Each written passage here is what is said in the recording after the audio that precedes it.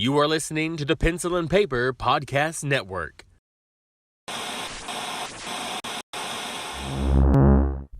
Welcome to the Palace of Mega Pencils.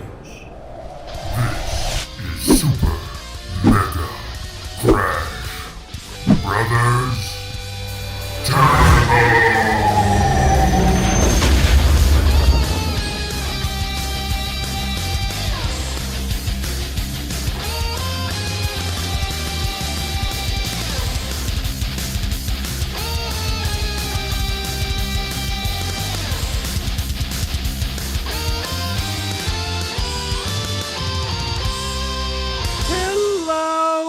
Welcome back to Super Mega Crash Brothers Turbo. It's 2023, baby, and we're back.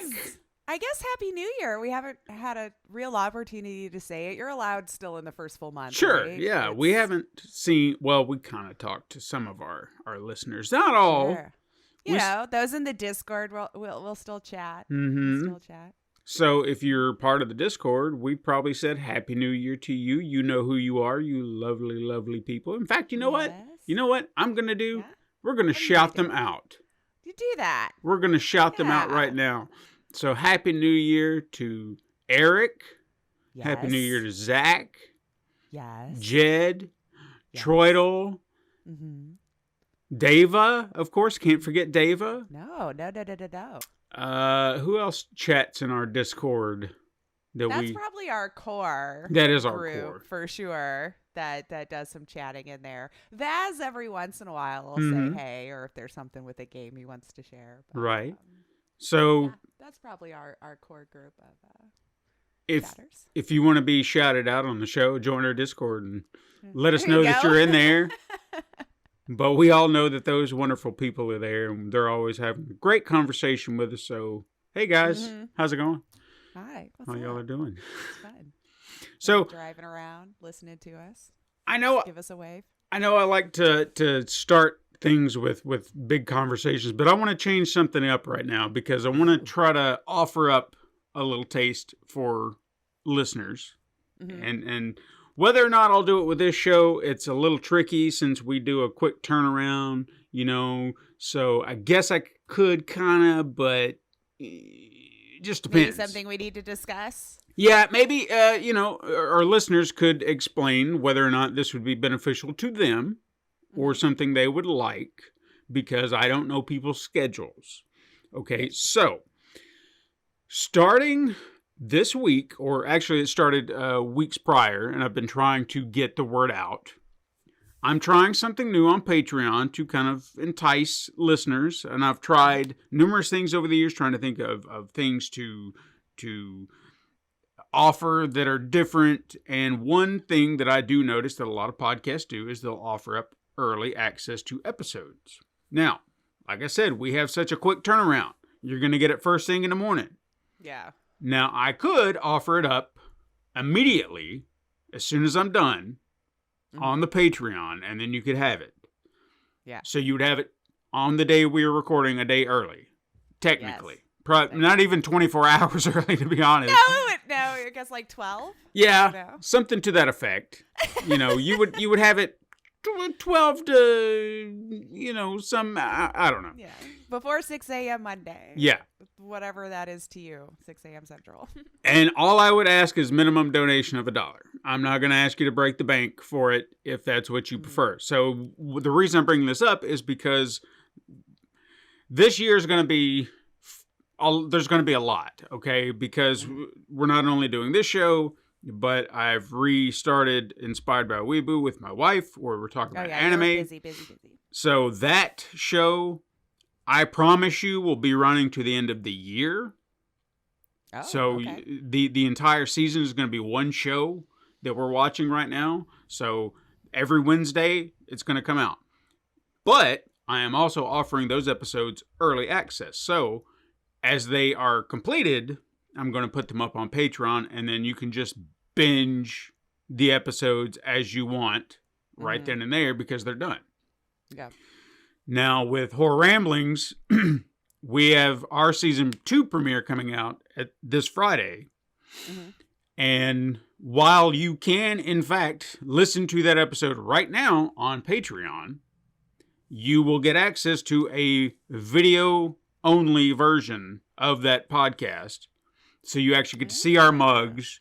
You get to see our special... They got you back on camera. Yeah, you even get to see our very special guest on that episode. And I want to say who it is to entice people. Oh, to go to the Patreon. Yeah, because, I've been holding on to it, and you know what? I haven't done it on social media, so you know what? I will. For listeners of this show, I'm going to say it. Our special guest on Horror Ramblings is a man well known in film communities. You've probably seen him in movies. His name is Lloyd Kaufman. If the name doesn't ring a bell, I know you know his movies, or at least you've seen one, which he is the father of the Toxic Avenger. That's the most popular movie. He's well known for trauma entertainment. That's his jam, And like I said, you've probably seen him in a movie and just not realized it. But he's been in tons. He's one of those cameo guys. You just see him here. Yeah. But unless it's a trauma film, and then of course he's probably got a bigger role because it's his movie. Sure, yeah. But we had a great conversation with him, and I thought it would be fun to actually get to do a video version, and I'm offering that only to Patreon subscribers. So nice. Yeah. You can still listen to the podcast, but if you want to see the video, you have to go to Patreon. So that it will never be released in any other form. Maybe 20, 30 years down the line, I might consider it. Yeah. But right now, it's Patreon only, so go get it there. Yeah. But yeah, that's what I've been trying to entice other people to the Patreon, trying to come up with new ideas, and that was one of them. And again, I don't know how that would work for this show. You know what I mean? Right. Yeah. And there is a possibility, like we could do special minis for the Patreon, but sure. I want to hear us just ramble some more about something completely random. Unless you're woofy and you don't like listening to us ramble and you want people to skip an hour of our show. In which case, maybe the minis aren't for you. Yeah. But, it's just I'm batting around ideas. I want to get some feedback, like what would be fun and manageable for us, because still, I'm working on that one episode of Super Mega Crash Adventures I said was going to be done, and I lost track of time here and there, and, it just got away from me. Of course, holidays got busy, and even when I got back to work earlier this year, I swear to God, it was just like busy, and I just don't have time for other little things. So, I don't know. I'm just throwing it out there. It's you let us know. You kind of give us some feedback about it, and we'll kind of go from there. Yeah. But I thought that would be fun, and we're having a lot of fun on the other shows too. But this is our staple. This is what got it off the ground, baby. This is the OG. For you. I just stayed over here. I didn't venture into all those other things. That's okay. It's okay. And I'm sure we'll be showing up on other podcasts this year too, or at least I know that. Podcasters Assemble's coming back. We're doing the Indiana Jones stuff. I gotta see what they're doing. Oh, Indiana Jones. Indiana Jones.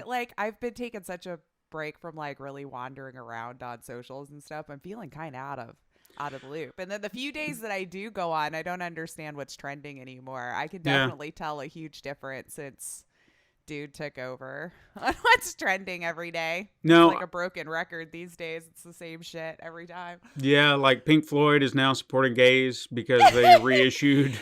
Straight people learned what a prism is, apparently. Yeah. I'm not on Facebook and stuff, so I missed that whole thing until people started posting about it on Twitter. But I was just like, I don't understand.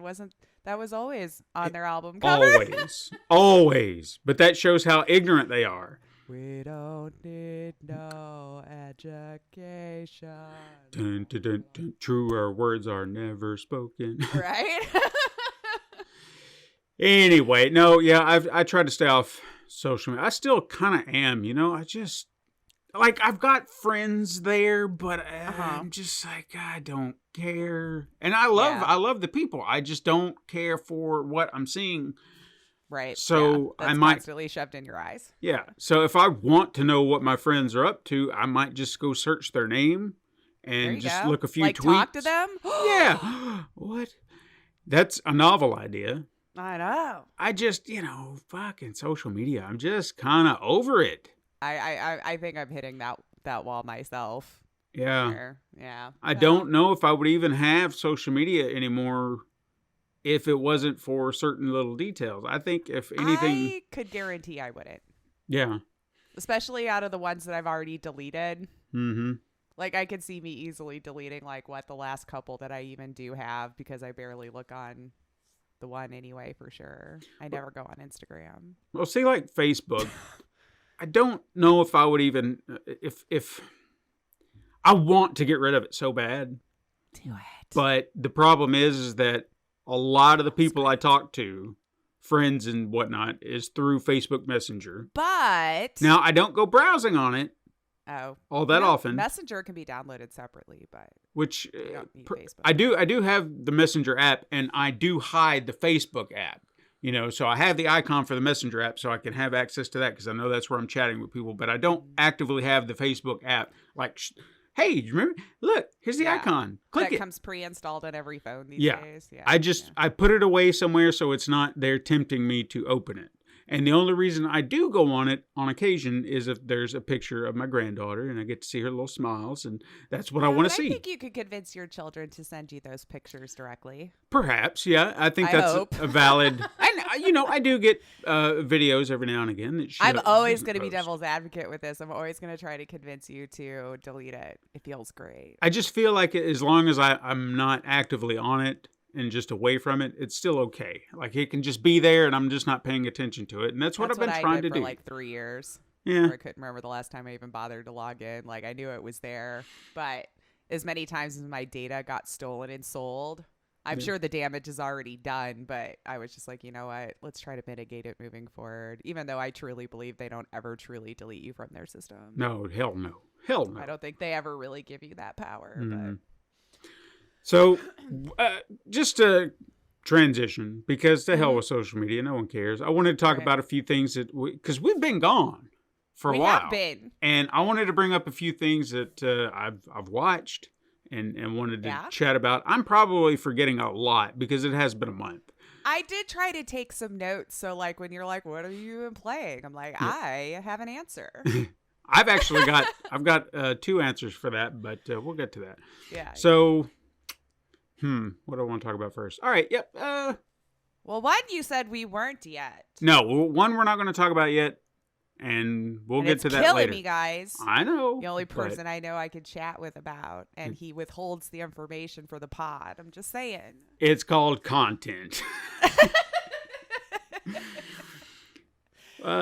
So I don't know if you watched it yet, or have even attempted to give it a try, but Velma. No, I've seen the Hubaloo, but I haven't. No. So, my wife is a huge Scooby-Doo fan, and I don't have that connection. I did watch it growing up. There was it would play early mornings when I was waiting for the bus, and it was on.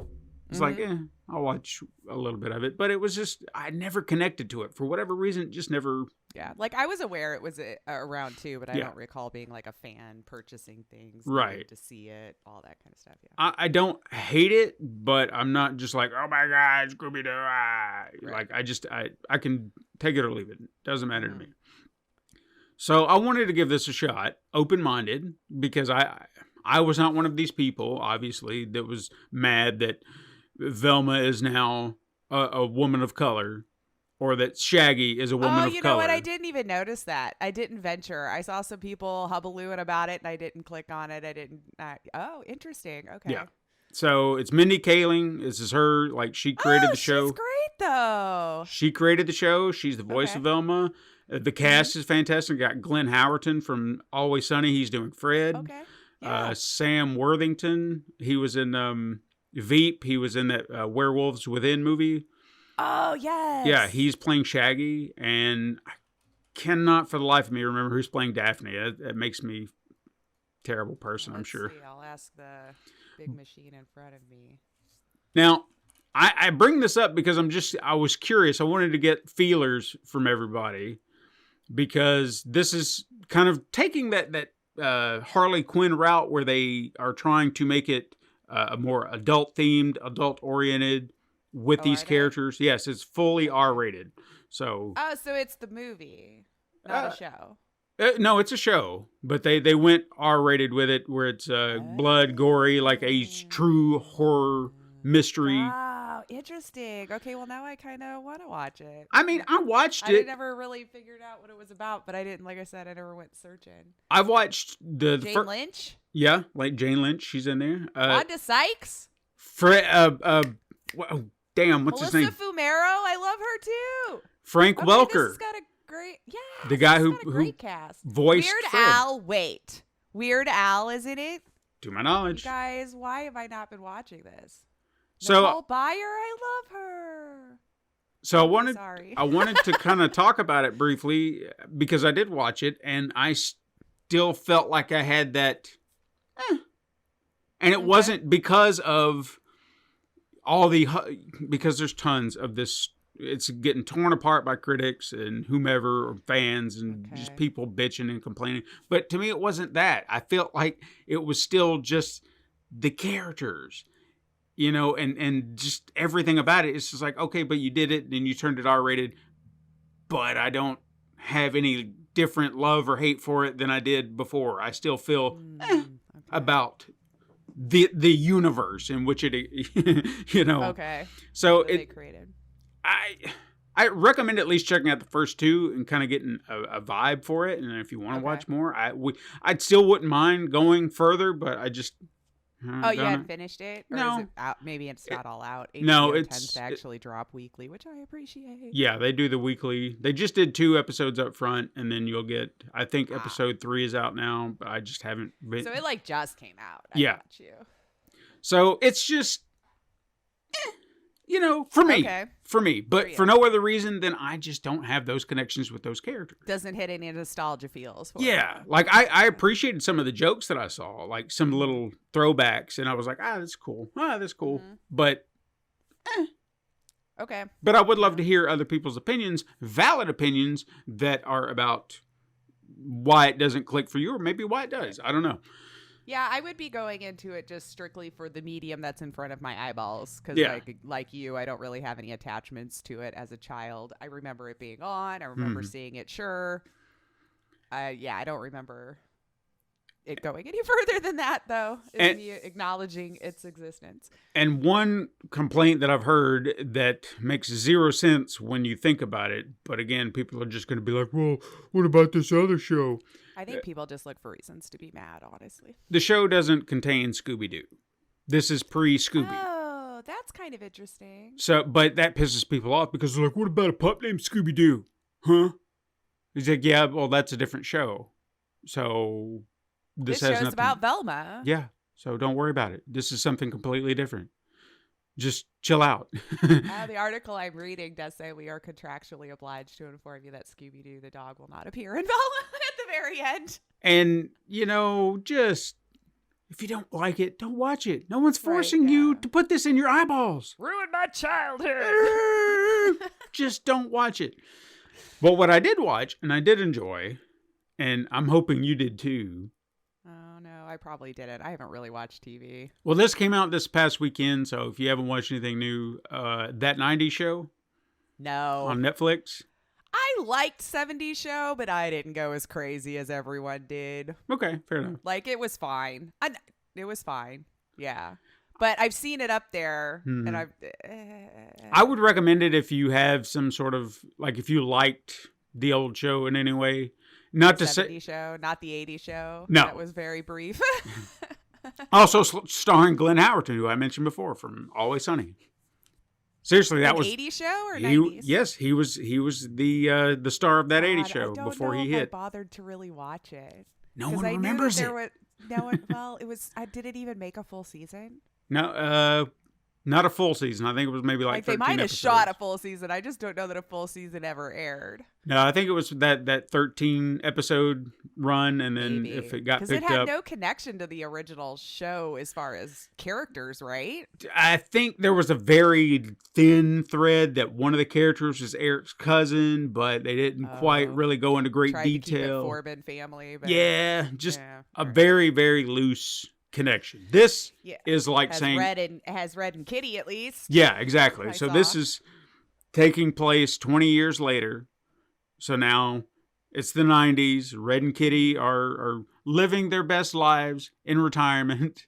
And then, of course, when their granddaughter Leia, wouldn't you know it, because Eric's Which kids? Star Was it Wars. Eric's or Yeah, Eric's kid. So Okay. their granddaughter Leia comes to visit for, I think it was just supposed to be for the weekend, and then she decides after a big fight with Eric that she's going to stay for the entire summer because she's having so much fun with the local kids and whatnot. And it's kind of her having that same experience that her dad and her mom had, being down in the basement with her grandparents, and then just Are they still smoking? Oh yeah, when they found the stash, because I think they found one of Hyde's They old. found the stash from the 70s? It was in one of the boxes, where. I guarantee you that shit ain't gonna work. Well, it seemed to work for them. All right. But for me, I was so happy to see that Red and Kitty were still prominent characters. They weren't just like the setup for the kids to have a place to stay, and then they just got sidelined. They are very prominent characters, and they are, in my opinion, no offense to the kids, but they are the best part of the show. Sure. Because they roll right back into those roles, being those characters, and even maybe just a little bit spicier, maybe not even as spicy, because I feel like Kitty's got more of an edge on her. Well, 20 more years of drinking now. Sure.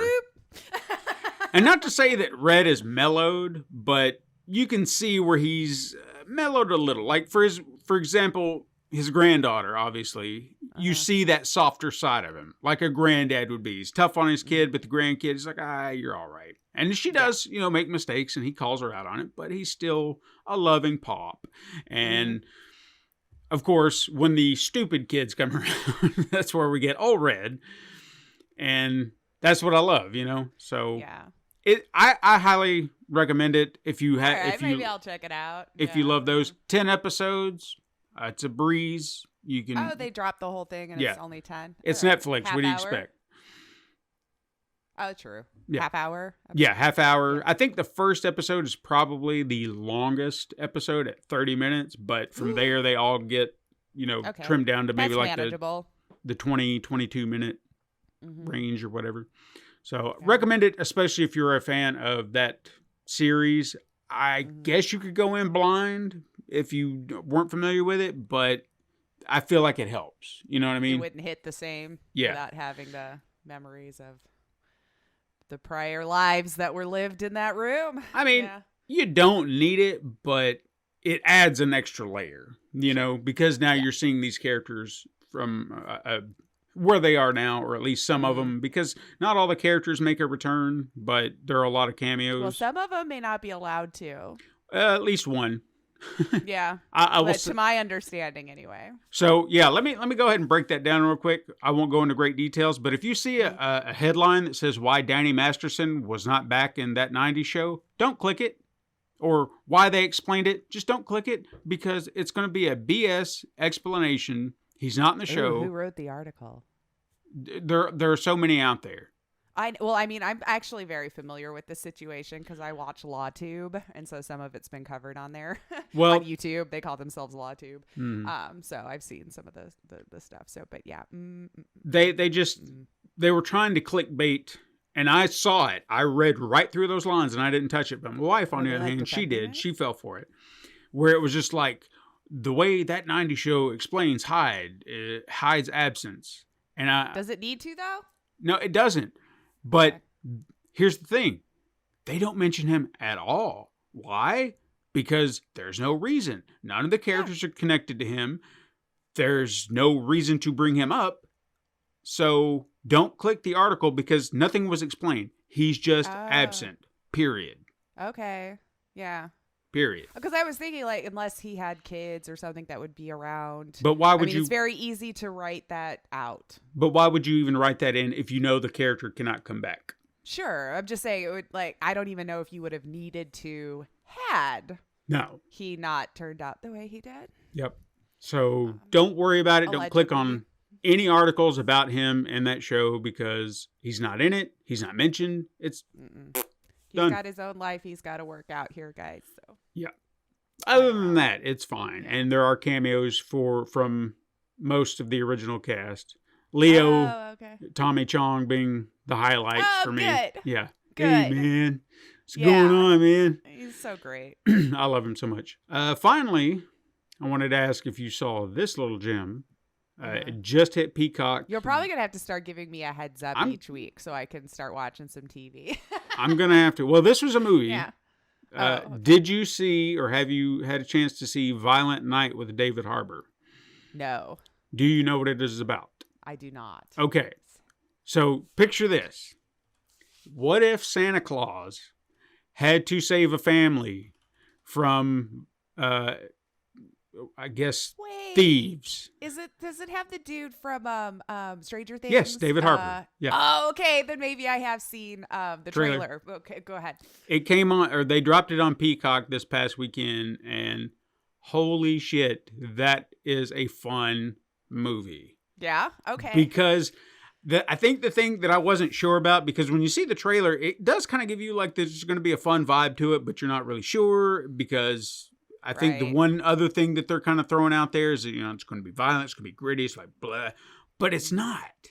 Like even they keep the atmosphere very bubbly and lively despite everything going on. Like even the music sounds like like Home Alone music. Like John Williams, dun, dun, dun, dun, dun. Like it's just all bright and bubbly. Sounds right up my alley then. Yeah, and I was just like, holy shit, I just love everything they're doing, because it never goes too dark or too serious. It's just what if situation. Good time. Yeah, like what if Santa Claus just happened to be in this house, it was being robbed, and he got stuck, and now what is he gonna do?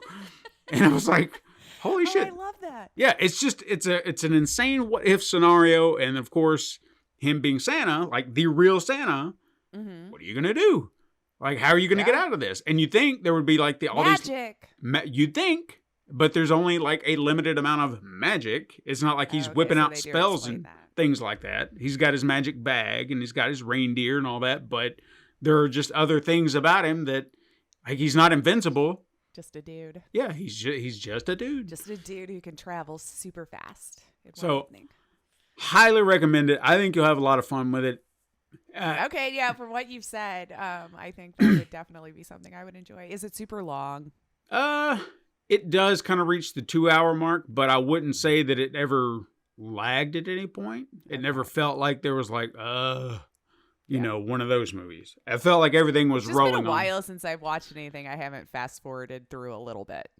Understood. Yeah. Okay. Understood. You friggin' hubris in your directors.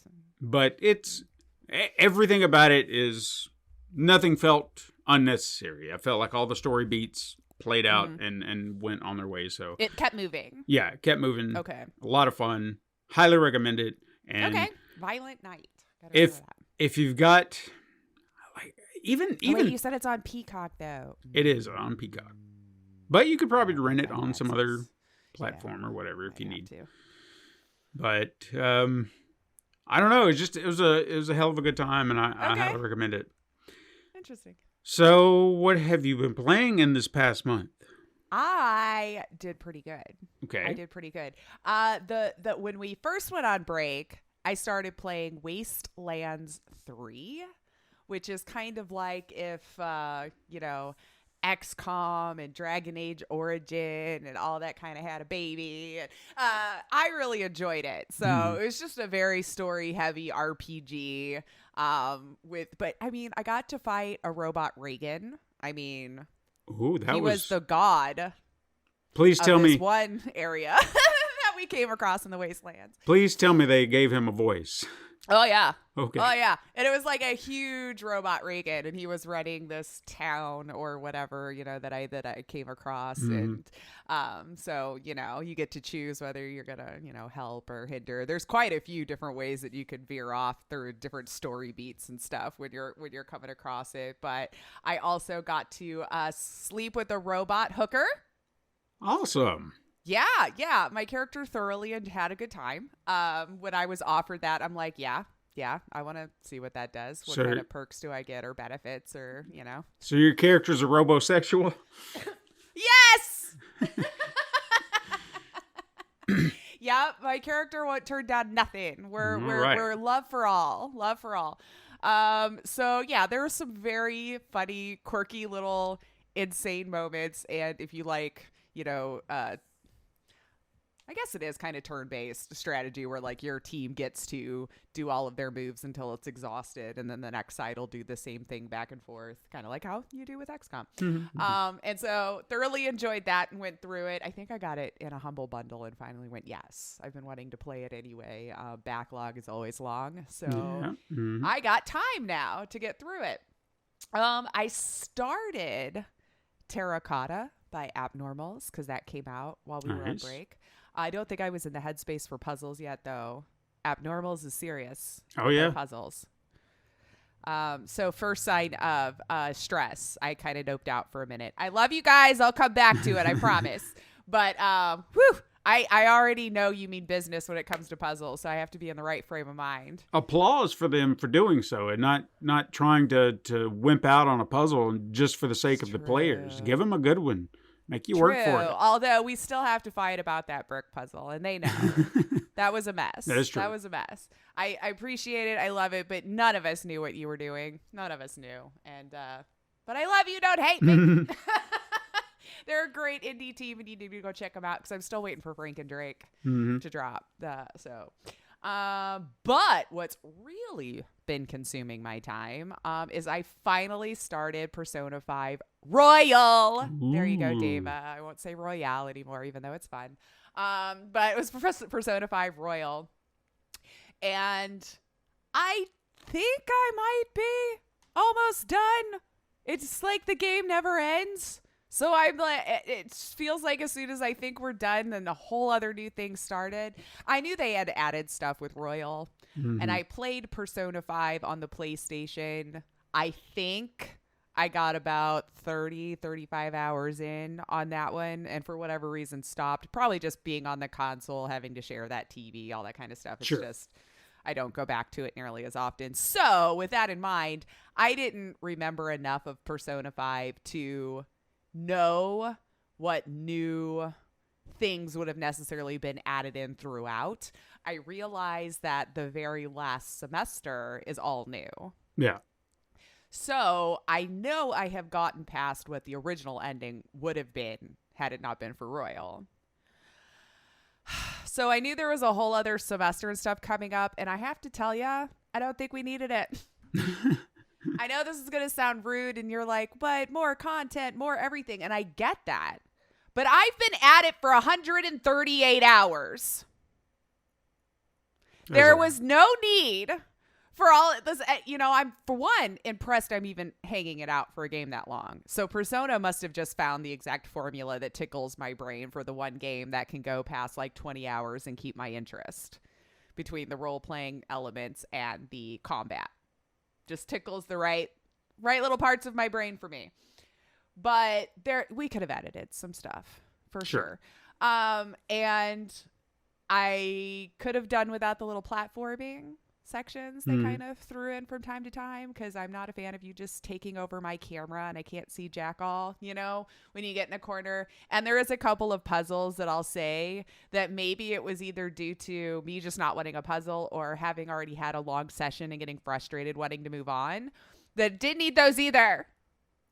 That's where I have to run over here and turn on this light and run over there and turn on that light to open this thing and then go over there. Oh, that's the wrong light. It doesn't have the right colors. You got it. Oh, I was so over it. I was like, really? 140-hour game. And you're going to throw something like this in here? Like, screw off. I skipped it. It was the first time I just said, you know what? I'm not doing it. I'm not getting that seed, I guess, that will seed. I'm done. Sure. Let's move on, Persona. So I'm on January 29th, which if you haven't played Persona, it's very much live or die by the calendar.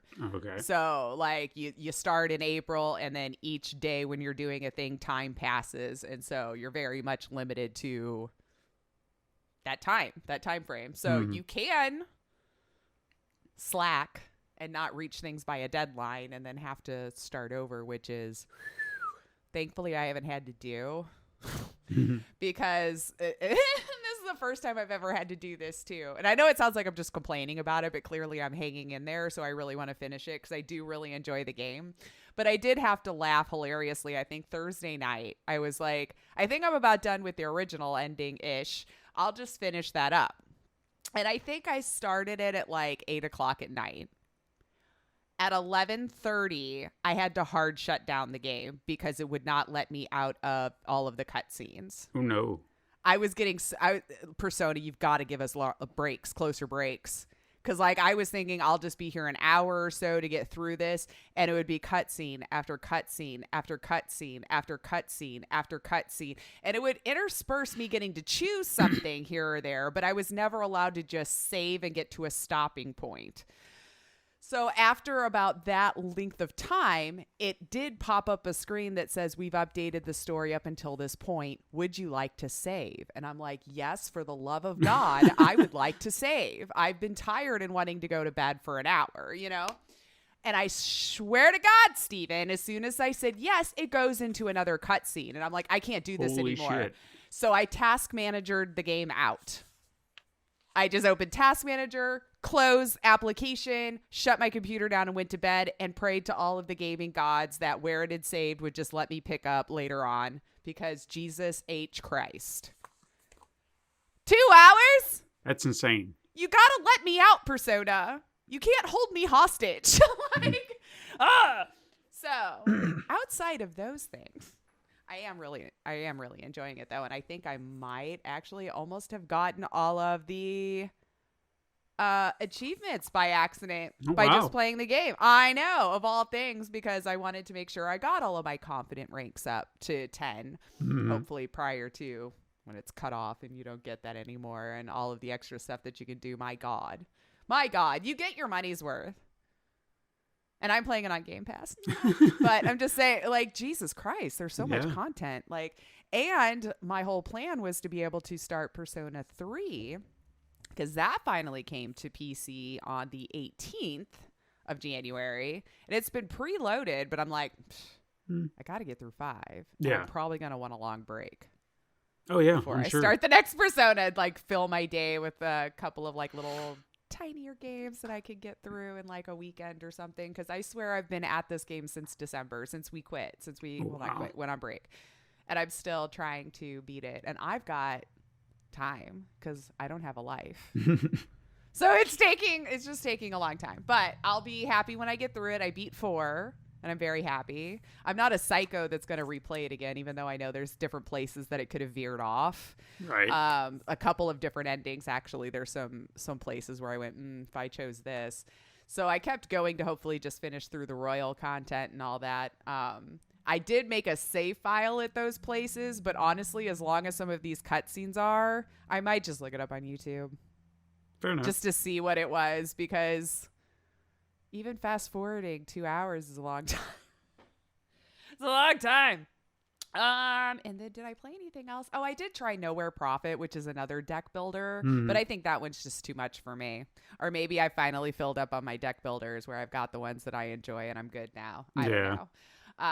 But yeah, definitely. Hopefully by next pod, I will have the ending done. Okay. And I can discuss it, but I really do like it. I just think with the game being so long that there was just certain elements that they added to extend the game that just didn't need to be there. Right. Personally, for myself. Other people might be like, this was great, but we've been at it a while. I don't need each and every day to have each character apologize to me, and then I have to wait. And I've got 8 characters now, so I'm going to be stuck in apologies for 8 goddamn days. You know what I mean? It's just like, let me go do stuff. So it's just certain things like that. Or maybe you just need to play it for an hour or two and put it down if the game will let you out. Right. So you don't get that frustration of, seriously, when am I going to reach the end? Yeah, but how about you? What have you been playing? I feel like there was more that I was playing because I was trying to remember, but I only wrote down 2 games. I know. wrote a sticky note so I would remember. Oh, I forgot. Go ahead. I did play There Is No Game. I kind of wanted to chat with you about that because I knew you had played it. Mm-hmm. I just saw it on there. What a fun little time. Isn't it?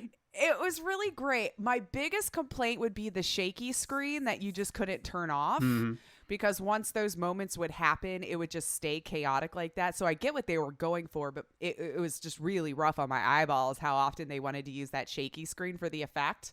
But how fun! Yeah. And to turn into a little FMV sequence basically at the end, I'm like, this is really cute. Yeah, I recommend it. I think you could find it for like $5 or something. It's just no replay value in it for me anyway. Like once I've known the story, I know it. But it is a cute little indie game to play through. And I knew you liked it. So I wanted to chat about that I did play it while we were on break. And it was really cute. I enjoyed it. Had a good time. Yeah, I highly recommend that one as well. I know I played the Terror of the Hemosaurus for a little while. Oh, yeah. Just trying to finish up on stuff like that and the story and whatnot.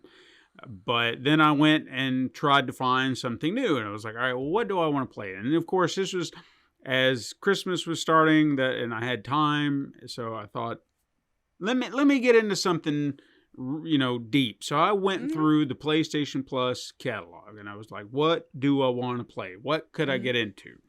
Now, I first started with Earth Defense Force Iron Rain. Now, I'd played one of the previous entries in this game. I know I played it with an old friend of ours, Gabriel. I was going to say, I don't know if I played with him too. He was very much wanting all of us to play that game. Yeah, he was a huge fan of that. It is fun. It is. It's chaotic and crazy, but it's a lot of fun.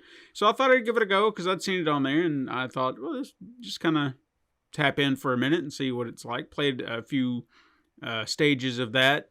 It's fun, but I was kind of playing that temporarily until I could find my next, adventure, and I settled on Death Stranding. And yeah. Boy, you talk about taking your time, and this consumed my time. And even now, as I'm trying to continue the story, I have this problem in my head where I can't do things half-assed. Okay? So if you've never played the game, I'm going to say in a nutshell, and I'm glad that I did too, because looking at videos and seeing how it plays, and you have this preconceived notion of how it's going to go, and I'm just like, I don't want to deal with that. And that's just how I felt about it at first. But then actually playing it and actually seeing how it plays, my conceptions changed wholeheartedly. Now, it's still Kojima, so you expect those little quirks. Talking about cutscenes, I encountered those too, where it's like, oh, we're going to do this for about 30 minutes. Okay. So. And I'm the audience for it, but I need a way to escape and not be punished to having to watch the whole thing again. Right. Now, you can pause it or you can walk away from it here, obviously, but there would be moments where I was I was going to something and I thought, all right, well, I'll take care of this and I should be good for the night. And then cutscenes, and I was like, okay. So I'd have to wait on that, but still, not bad, not to that level where it was an hour of cutscenes, but there would be these extended. I could pause and stuff, but dear God, if I wanted to shut it down, I was going to have to start all the way at the back where the first save file was. I'm like, Jesus Christ. Yeah. But when I first, they kind of get you acquainted with every little thing, just slowly but surely trying to understand. You are a delivery boy. Right. That is what this game is. You are the base core of it. You are a delivering boy, mail, right? Delivering packages. This is what you were going to be doing most of the time. And I can't not do that job half-assed. So if they say you have to get there in pristine condition, I'm going to do it. If they say, and I even looked at it through a proper delivery boy lens. Like when I finally got you can get vehicles. You start off on foot, but then you can get bikes, you can get trucks. As soon as I got the biggest fucking truck you could get and can hold so much. Oh my God, it changed everything, because then I was like, all right, I'm going to drive here. I've got to make this stop here. Now I'm going to pick up a few orders here that are going in that direction. And I'm going to make those deliveries on the way. Yeah. And I would just load the truck up with deliveries, and I would keep getting these messages like, man, look at all this stuff. And it was like, it's how I roll, man. How I roll, man. Because I'm not. But are you going to get attacked if people want to steal your stuff? You can get attacked, but I'm trying to stay one step ahead of them. I have made mistakes. Case in point.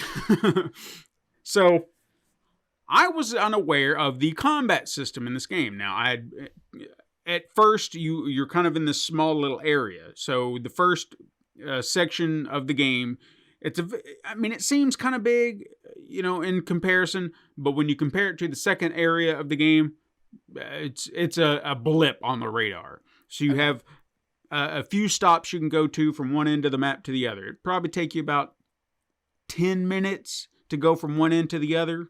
It sounds real time. Yeah, ballpark. I mean, and I might be over or underestimating, but it doesn't feel like it would take that long to go from point A to point B. From this place to that place, and that's essentially your entire map and everything in between. Now, you encounter these beings called BTs, which are like the souls of the dead, just kind of lurking about. They only kind of habitate these certain areas, usually where there's rain. That's where you'll encounter them. It's, again, a Kojima story. I don't want to go into details because we'll be here all day. Right, yeah. So just understand they are a threat that you have to encounter. Can't really kill, but you can. And so rather better off avoiding them if you can, but you do have ways to attack or get rid of them if need be. Okay. Now, that was the first thing I saw, and I thought, all right, well, I'm just going to do everything I can to avoid them, because I did not have the means in which to really fight them at the time. Then they told me about these groups that are terrorists, if you will, in the area called mules, and they like to steal your stuff. So if you encounter them, they're going to come at you with weapons, and they're going to try to steal your stuff and, render you incapacitated, possibly kill you, if that's possible. But there's, again, more details I can't even begin to start explaining because it's a Kojima game. Right. So I didn't understand they said, try to use non-violent methods. They give you weapons or tools in which to incapacitate the mules, so you can get by them without killing them. And I thought, oh, okay, so we're doing nonviolence. Fair enough. Great. Okay. I'm all for it. Took no problem. Took care of the mules. And I thought, okay, so we're not going to kill people, because if you kill people, it causes a problem. Killing people or death in this game is almost like setting off an atomic bomb. Again, greater details I'll explain as we go. I thought this is how the game worked. So one time, I was riding my bike through this valley where mules frequent, and one was out there. Their alarms went off. They found me. They're running after me, and I'm riding my bike, and the mule's coming at me. I rear up my tires, and I clip him with the tire, and he goes flying back, and he falls. And I was like, woo! Right? He got knocked out. I thought, that was badass. I'm a badass. Yeah! And I kept going. Another situation. Very, very same thing. Going through that valley. Here comes a mule. I was like, all right, buddy. I did it once before, but do it again, baby. Reared up my wheels, and I clipped him, but I guess I clipped him the wrong way, and his neck snapped, and he went down, and I got messages, and they're just like, dude, you killed somebody. What are you doing? If that's what you want to do, that's your business, but you got a mess to clean up. I'm like, what happened? What happened? What happened? And it's like, if you don't get rid of him now, he's going to explode, and there's going to be a crater right where he's sitting. And I'm like, I don't know what I did. I went into full panic mode. Where are you going to put him that's not going to place a crater, by the way? There's an incinerator up a mountain. Oh, okay.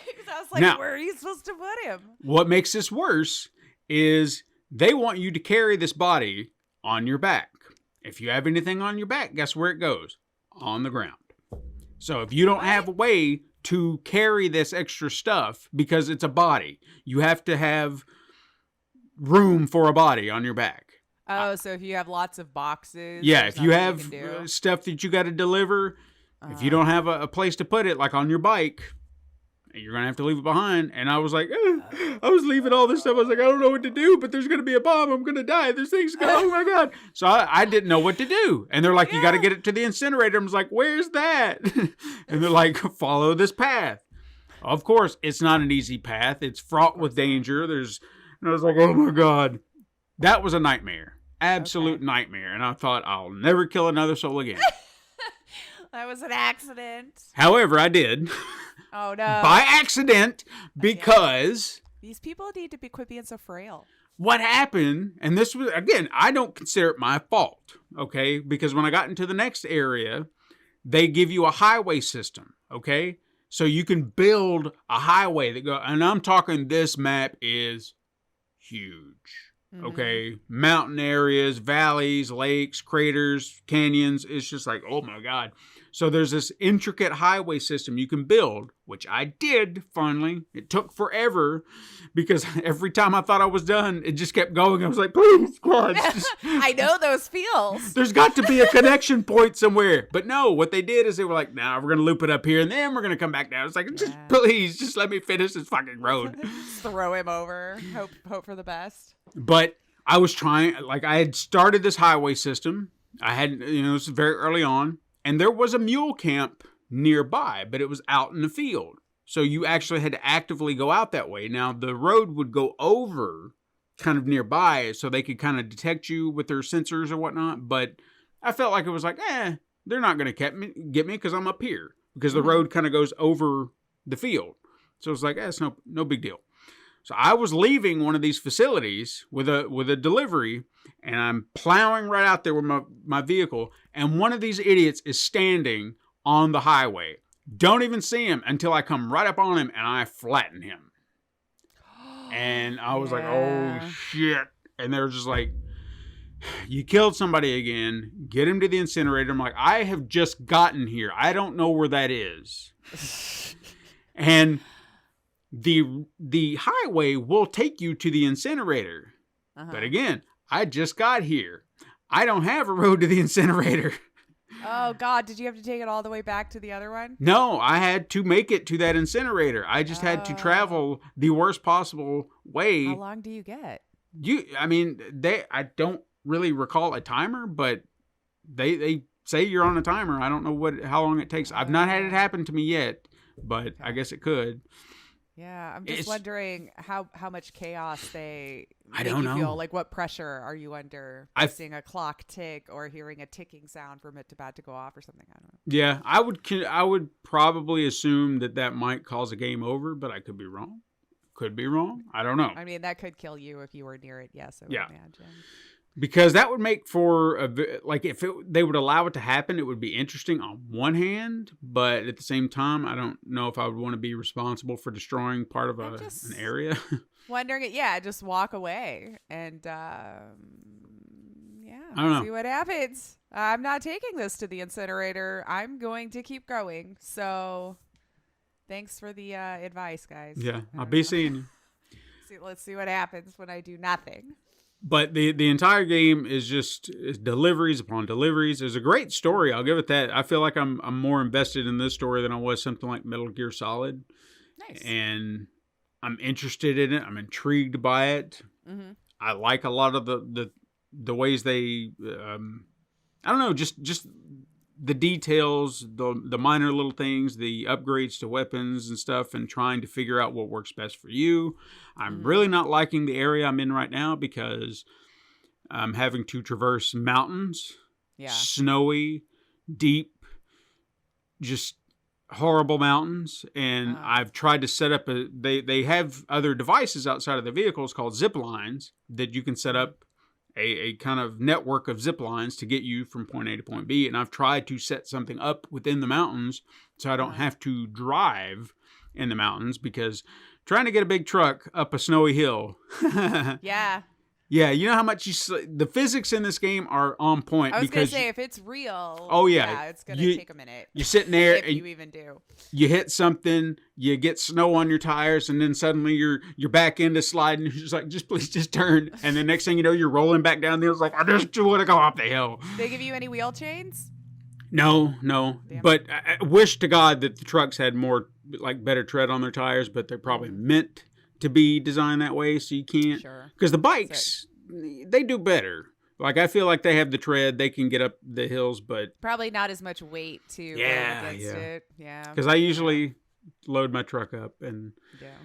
the worst part is that they keep with the zip lines, you can load up your back and still kind of carry that through, but you have a limit on how much weight you can carry. Sure. And sometimes you'll get these orders, like I've got one right now I've yet to fulfill, because they're just like, hey, we need to get these medical supplies, about 1,000 kilograms, which I'm going to need the truck for, up this mountain to a guy who lives at the top of the mountain. I'm like, bitches, there's no road up to that mountain, and you... So I'm going to have to... Get a helicopter. I have to take the truck, you know? Yes, I wish there was a helicopter, but I have to take the truck. I love that you said it's medical supplies, and you're like, well, when I get around to it. And I hate that, but I know what it's going to take. I know what's going to happen, because it's BT territory right through there at the bottom of that hill, or the bottom of the mountain, and I know I'm going to have to deal with it, and I don't want to deal with it, because when they get their hands on you, it's nightmarish. But I could go on for hours about talking about this game, because there's just so many little details. The BB itself is it's a cute little fella. Sure. You know, you get attached to it and stuff like that. Maybe. The same. Yeah. So that was what made me not want to play the game. What, the BB? Mm-hmm. Why? As soon as I saw them having to comfort it when he jumped off a ledge too far, I was like, I'm not taking care of a baby. Okay, but we're talking like you just do like this, and then it's fine. Yeah. You just don't stress it out. Okay. That's all you got to do. I like to jump off of everything. I'm like, nope. I do too, and you know, I learned I'm gonna have to not do that anymore, because I've got a child, and I've got to like all the time you got to take it. Just shut up. No, you're not supposed to shake it either, though. Yeah. Well, you just gently rock it. Just gently rock it, he says. And he won't. he doesn't make a lot of ruckus. He laughs most of the time, at least with me. Oh. You know, give him a fun time riding on the bikes. He likes to ride. He likes to run. Oh, does he? Yeah. In the little tube. Yeah. He just, when you're sitting there sprinting, he's just giggling his little ass off. He thinks it's the funnest thing ever. Okay. But you just can't stress him out. Okay. Okay. Don't put him in stressful situations, and you won't have to deal with a crying baby. I.e., did we listen to the rest of his conversation about the game? Just don't stress it out. We're going up hills. We're sliding everywhere. I'm accidentally killing things that are going to create giant craters in the world. Yeah, just don't stress it out. Just don't stress it out. He only seems stressed around the one things, the BTs. Yeah. But, you know, just don't stress it out, man. Just like a kid, just don't stress it out. Just don't stress it out. Like, we know what everyone's limits are. But I'll probably be talking about this game for the next few weeks, because I'm trying to get through it. I'm narratively maybe halfway, and I've been playing it for weeks, almost a month. I know that feeling. Yeah. But, you know, there's just so much to it, and I can't not play it the way that I'm playing it, because there's deliveries to be made, and that's my job. And I have to make these deliveries. And then if I make them well enough and I get these people to like me, I get a star. And I want that star. Yeah, you do. So. Goes up forever, man. I got needs as a delivery boy. I need to be adorned with, yes. Yeah. I am the great deliverer right now. That is my title. Yeah. And I'm going to keep that title. And I gave it. Okay. Do you have any news? I have some news. Well, do we have a headliner? Let's go there. Yes, we do. We have this headliner I've been hanging on to since last year. Okay, because I was just looking at the time, so I was gonna do some on the fly editing here, so we didn't have a 3-hour show. So welcome back, siblings. You know how it goes. It's already an hour in. But yeah, okay. Well, let's start with some kind of good news. I know we mentioned it a little bit in Discord, like RIP Stadia, you know? Mm-hmm. So I guess we finally had its official horribly sad day of its closing. But have you got that? You had the controller, right? Yes. Because I saw that they unlocked the Bluetooth capabilities, so now you can just use it as a controller. Awesome. All right. So at least there's some things I feel that they're doing to...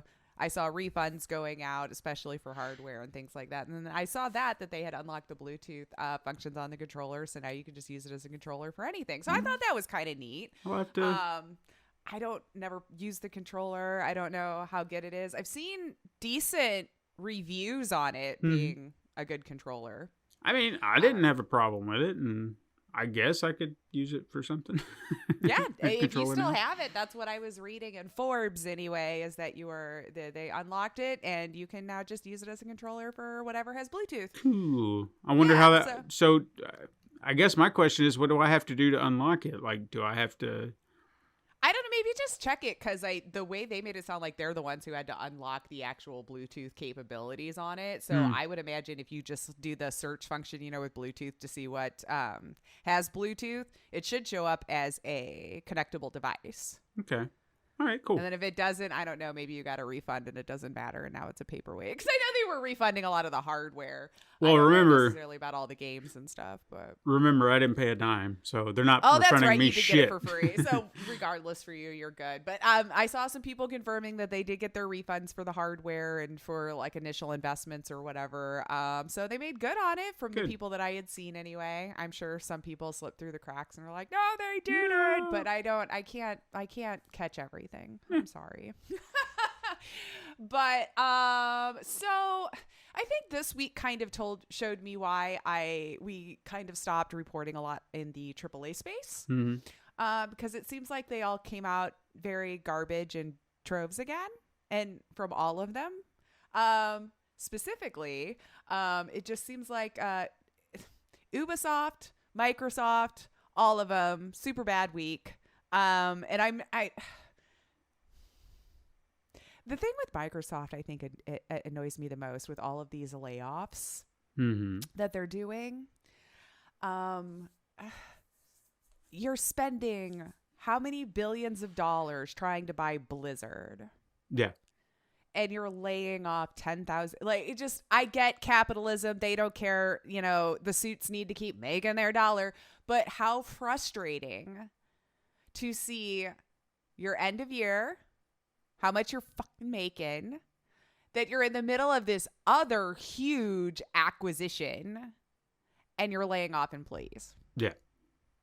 It's not unheard of. I mean, I know, but it still freaking drives me crazy. This is my biggest beef with this capitalism nonsense crap, man. You're saying this is job creation, but until the suit can't get their extra bonus that year, 10,000 of your jobs will be gone. But we have no problem spending billions and billions and billions to collect all of the stuff, so you don't have any choices but to give me your money. I mean, I have seen firsthand, without going into great detail, but, I'm sure people could piece this together. A company bought a company, and it wasn't immediate, but eventually some of the older employees who worked for the older company were suddenly just slowly pushed out and be like, hey, we just gonna offer you this little package and just sorry, Yeah. We've got other people doing the same position for less now, so we're gonna need you to keep on going. Thanks. And I even heard one excuse was you make too much. Oh. Yep. That's Okay. cutting into a suit's bottom line. I'm telling you, like, they can afford this. You can't tell me they can't afford to have those people keep their jobs. And interestingly, too, first year that they had any game division that unionized. Phil, look. Like, I know they weren't saying it's necessarily 100% all coming out of Xbox's pocket, but it kind of seems like it is. Yeah. Like, I know Microsoft isn't just Xbox. Like, I get that. Trust me. I'm waterboarded with their garbage every day I come into work. That doesn't work properly either, Microsoft, for one thing. Quit laying off people if my Teams is going to shit, my Outlook is going to shit. Clearly you need the people there, just saying. If this stuff's going to shit on me at least once a day and I have to redo all of the things and then it's like, no. And then I have to redo all the things again. And then it's like, okay. So don't tell me you need to be laying people off. Your shit's not working, okay? Anyway, games though.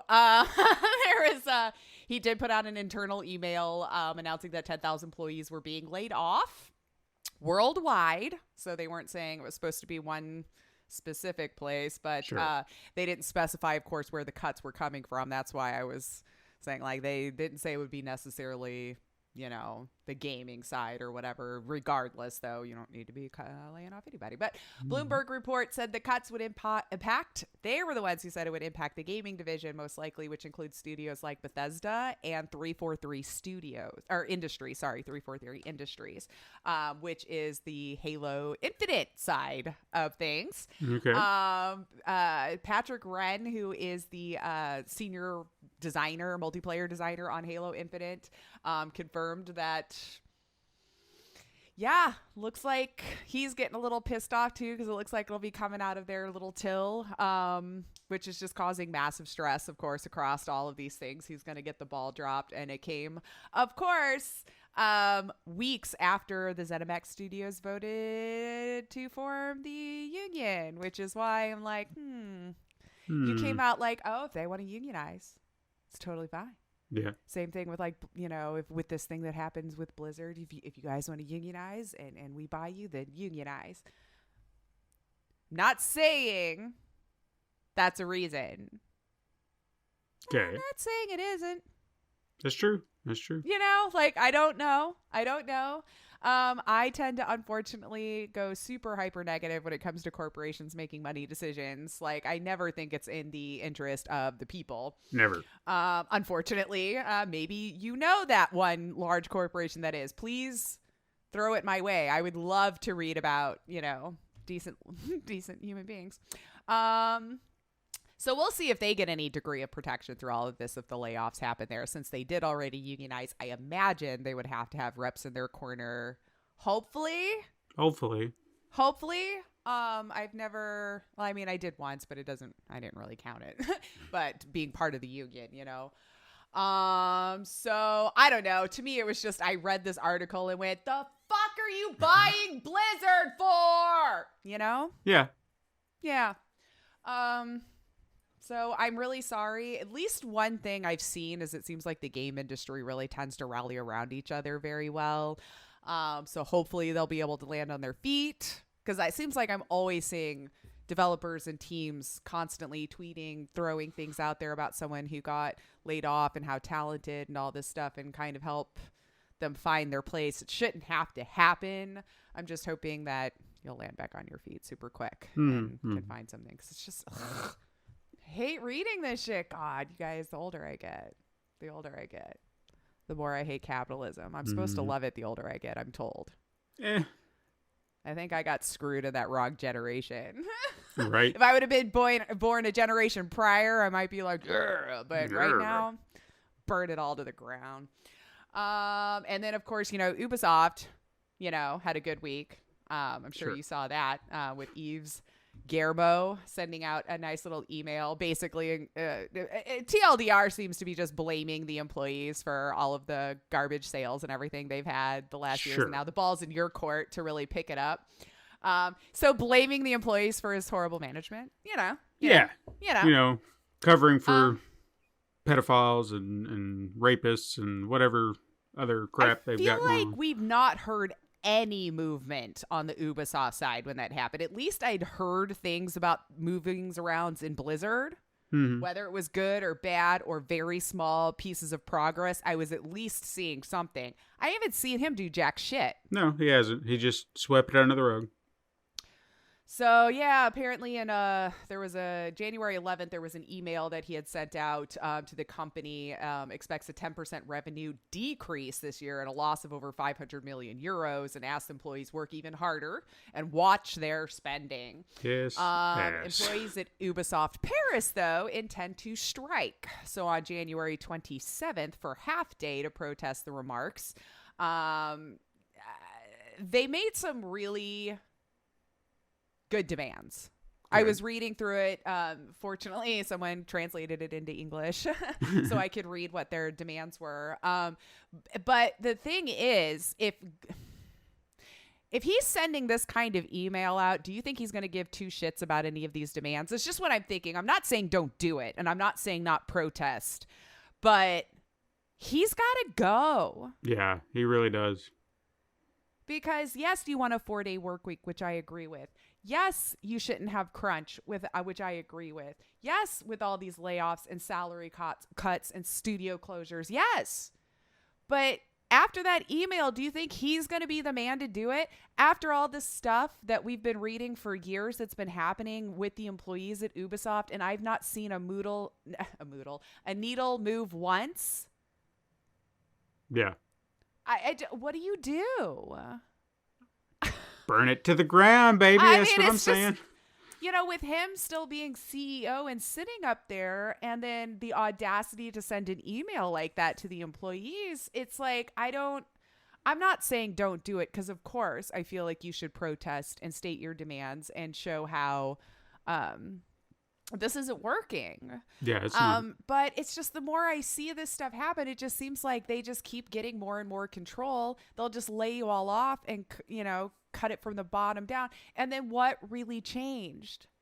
Yeah, nothing. Maybe I'm just being too pessimistic. I feel like they've been mistreated for so long at Ubisoft. Well, most places, but we're specifically talking about Ubisoft right now. And that for me to have not seen any improvements for their work balance, I wish you the best. I wish you the best on the 27th.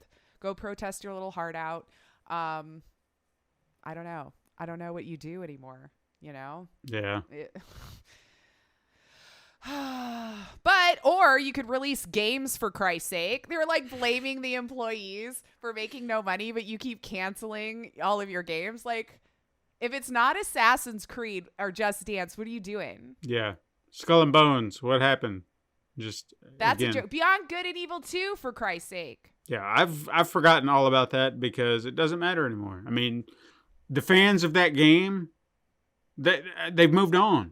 Like, it's a joke, right? Yeah, just a meme at this point. Just you literally have to remake that game just to get people to remember what the fuck it is. Because it was such a underrated, unseen classic at the time that no one played, unfortunately. Yeah. But what did you do to try and beef it back up? Did you re-release it on anything? Hardly. You didn't do anything to kind of build it up so you want people to play or be excited about this game that's 20 years overdue, that no one remembers anymore. There's a whole generation that doesn't know what the fuck that is. Right. Yeah. Well, it's been in development hell. I think I actually read it might be the longest game in development now. I believe it. Like, to just never come out of development. So I don't know. I saw that, supposedly the Prince of Persia remake. Again, do you notice everything's the same? Remake, reuse, reduce, recycle, nothing new. It's Assassin's Creed. It's and I'm not trying to knock it. If people like those games, please enjoy those games. I want people to enjoy things. But I feel like if you played one, you've played them all. Yeah. Yeah. You know how it's going to play, the mechanics, the story, and the character might be different, sure. But what new has really been brought to the Assassin's Creed table? Please educate me, though, because I haven't played the newest ones, but I've watched enough. I used to play some old ones. Nothing really seems to have broken anything new. From the times, because I have played, and I don't play them immediately. I'm not one of those people that's like, oh, I've got to have the new Assassin's Creed game right now. Oh. I get them whenever I get around to them. It's just like, I wouldn't mind playing that, because I've kind of been in the series, but not quite in the series. Like I think I actually have Odyssey. I've never played it. I don't know when I think I bought it.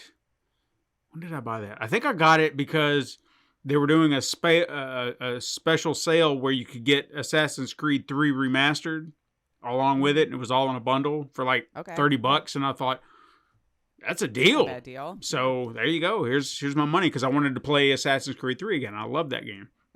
And then that came along with it. I not that I don't want to play it. I heard great things about it, but I just didn't. There's not as much motivation probably. Yeah. Nothing that brand new is coming to the table that you feel like you have to dive in. But I did play, what was it? The Viking one, Valhalla. Yes, and I do remember talking about that. Skipped Origins, that skipped Odyssey, and I'm sure I would have enjoyed the story a little bit more having known the other details to the story that were connected. But even when I got to the end of that, it didn't technically end. It was just like, well, because you know more is coming. Clearly, but Yeah. it felt so unsatisfying. It was like, well, that's the end of today. Yeah. And I was like, so what do I do now? And Join I was us just like, again next week. so whatever you want to do. And I was like, all Yeah. right, well, I guess I beat the game. And I just put it down and walked away. Yeah, I mean, let me know your thoughts, siblings, of course, on this. We might have more people out there that really enjoy the game. Let me know if I'm wrong, but I just haven't seen anything so new come out in any of the newer iterations that's made me feel like I need to go check it out and see what they've added to. So, do I run a company and know all the answers? No. But I'm sure constantly delaying your games, constantly canceling your games, and I'm sure the turmoil that you have all of your employees upended in, what kind of profit do you think you're going to turn? Mm-hmm. Yeah. So to send an email, in my opinion, because you just didn't know how to manage the company properly and the company's time and finances clearly, because if you didn't know that they were overspending or whatever it is you wanted to put there, manager spending better. Sounds like you need a new CEO that knows how to run these things. Mm-hmm. I love when it's like they take all the attaboys for success. Even though he probably hasn't done jack all as far as publishing or like actually creating a game. Mm-hmm. Anyway, we'll see. But they're also doing some layoffs and closures and salary cuts as well. But they were also, a lot of the workers were trying to demand salary increases to match with inflation, which is something we've heard a lot from everywhere, not just them. And even citing, Tencent investing $300 million in the company this last year. I don't know. We'll see. So these are some of the things they're demanding. I don't see Ives doing jack all to make your life better. No, I think he's not. He's proven his stripes at this point that he's not going to do anything to try to improve the company itself as far as your morale and profitability and everything. Mm-hmm. So I'm not saying just walk away, quit, but hopefully you've got something to fall back on and can get the F out of there, because I don't think he's gonna improve anything personally. And I would love to eat crow on that statement. Sure, yeah. I really would. Moving on though, because then it's just going to be a bitch fest about these AAA studios, because I could go on forever. I hope you didn't get too into Avengers, because I'm sure, as you had seen, as of March 31st, nothing new for you guys. You can keep playing what's there, but no new content. The support will be gone. I did kind of just stop playing it. So... Which might be why they're dropping. It was fun for the moment, but once I got distracted with another thing, it was just like, right, I was done with you it. Did what you wanted out of it, right? Yeah. So yeah, we'll see on that. So it made it 3 years. Mm-hmm. I actually didn't think it had been out that long until I was reading through it. It felt like it was sooner to me, but I don't have a good concept of how time feels anymore when it moves. But so support will end on September 30th, so you've got a little bit of time there, but no new content, nothing else is coming to the game. I guess none of it was good enough to help save it anyway when they were throwing it out there. So well, they didn't help matters when they would be like, hey, here's like I don't know if, I'm almost positive I read this correctly. They were just like, hey, how about a new Thor skin that is the exact same Thor skin, but without a helmet? And we're going to charge you for it. They should have shown his butt. That would have made more. It probably would have. I mean, in the movie, I wasn't, mad about it. But seriously, it was just like, so you want me to pay money for the same skin, but without a helmet? Kiss my ass. And in most games, don't you? Well, you should anyway have the option to have the helmet hidden from you anyway if you want. Yeah, just a simple little thing. Or at least some of the games I play has that option where I can still wear it and get the stats. But if I want to hide it from my own view just for aesthetics, I can. So I don't see why I would need that. Maybe Avengers doesn't for that reason, so they could charge you to take the helmet off for less skin. Yeah, for less skin. Oh, AAA is great. Moving on with more of it. Sony, did you see some of the games that they were bragging about releasing that'll be coming this year? 23 new games. Perhaps it was at Some of them we've chatted about. Yeah, the video that they showed was like, hey, yes. 20. Yeah, I think I kind of watched a little bit and was like, yeah, but I know all this. Yeah, so most of them we had known. One thing I noticed, though, and I'm sure a lot of astute eyes did as well, we don't have that many cross-platforms coming out now. It looks like we're finally moving towards it's going to be on PS5. I think 8 games I saw was doing both. I think it's time. I understand why there was a delay. So I don't know. I didn't know what everyone's thoughts were on that because, I mean, we are looking at 2 years in, 3 years in. Again, I don't know time anymore of when the PS5, almost 3 years maybe, which we've done in the past. Once, usually about a year or so out is when you start seeing the phasing going. Granted, I think people not getting their hands on machinery and stuff, they realized that. So they kept things going longer, in my opinion. But, I mean, what do you think? I'm kind of all for it.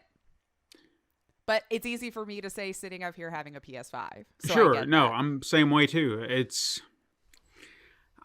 I guess I'm trying to understand where they're coming from with this and what they're trying to do. It's still trying to firmly establish PlayStation 5 is the way to go. And we'll allow other people to play our games later. But right now, you have to have a 5. Now, you have to make them available for people to play them.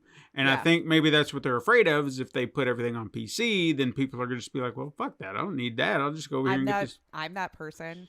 And why wouldn't you? Why wouldn't you? If you can't get your hands on a PlayStation 5. PC, and if you're going to give me the option, I was actually just talking about that with the hubs the other day. I was like, if I would have only known that in the future Sony was going to be dropping them all on PC. Yeah. Now, granted, the hubs is a loves console, loves PlayStation, so we probably would have had it regardless. But if it was my own decision, you just made me needing a console obsolete. Yeah. No, I get it. And I'm not mad about it. But so, I mean, holding back the games could be part of that strategy where they do want to give you those games, but take a look at the games that are available on there right now as it is. They're older. They're games that people have played, people have moved on from. So they're just like, well, let's give the scraps to the PC players and let them play with them now. That's fine. And why not? I mean, that helps revitalize those games. People who weren't going to buy both. Exactly. And I think that's one of the smart options that all these game developers and game publishers should consider when it comes to multi-platform. Once your game has its run on a console and no one's playing it, let the other kids play. Yeah. They could probably enjoy it too. Who knows how much it costs to, port from one to the other, true. Which could be a reason why some don't. But, I mean, when you're slapping $70 price tags on shit we're downloading these days, when you're not physically handing over goods, I guess we would just have to see what the how much were the PC crowd clamoring for a thing. Yeah. But it's still gonna look nicer. Although I understand the PlayStation, the Xbox, the new ones, boom, like super fast. I get that. It's really good hardware. But I can still soup it up a little bit more, That's with true. money, of course. None of this is cheap. I'm not saying that it's just like you can walk down to the corner store, pick up a really cheap, great graphics card or anything like that and just walk on home. No, but willing to spend 10 bills. But by comparison, we've seen high performance PC and how the games look on those PCs. Pretty damn good. Yeah. I mean, it depends on so much stuff, too, which we could get in the weeds of. But, like, what TV do you have? What monitor do you have? What this? What that? But, yeah, I just found that interesting that I was seeing out of the about 23 games, I think I only saw about 8 that were for both 4 and 5. And most of those I think we already knew and had been playing, like Horizon, Spider-Man 2, maybe I should have wrote more of them down. But regardless, you can go to their blog and if you watch that video. But yeah, it was just something I kind of noticed where I've been paying attention to see if it was for both. And then this time I saw more stepping away from it, which I do feel it's time. Take advantage of the hardware you've been given. Yeah. Instead of having to try to do for both, because the one's always going to suffer a little bit. But we'll see. I mean, we even mentioned that, I think, late last year. That was one of the concerns to, if you want to prove what your hardware is going to be capable of, you're going to have to stop catering to the old hardware. Yeah. And yeah, now's the time. I mean, it's just natural progression of how it's going to have to go. And unfortunately, people are going to get left behind. And I do appreciate what they've done, you know, that they've tried to hang on to the older console for this long, but guys.